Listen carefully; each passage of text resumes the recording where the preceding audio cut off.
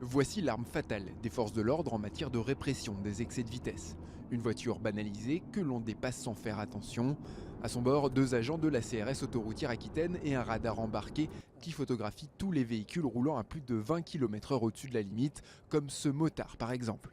120. 120 km/h, c'est 32 plus que la limite autorisée sur la rocade bordelaise.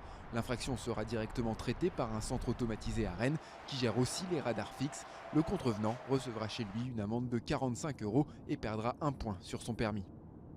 Depuis près d'1 an d'utilisation de ce véhicule, les CRS constatent que le mot est passé auprès des automobilistes avec une conséquence directe sur les infractions.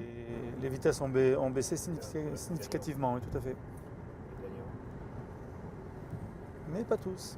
En moyenne, le radar flash une quarantaine d'excès par jour. 129. Pas mal, 129 celui-là. C'est pas mal, ouais. 129, ça lui fait du 135-136 au compteur à peu près.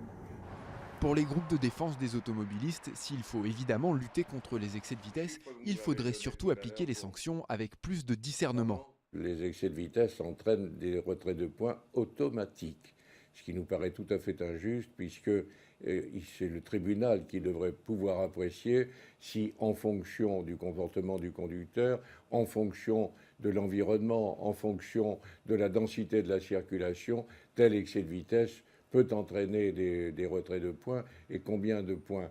Contrairement aux idées reçues, les radars mobiles, comme les fixes, fonctionnent de jour comme de nuit. En 2013, 18,9 millions de flashs ont été enregistrés par les 4200 radars de France, des infractions qui ont rapporté plus de 700 millions d'euros à l'État l'an dernier.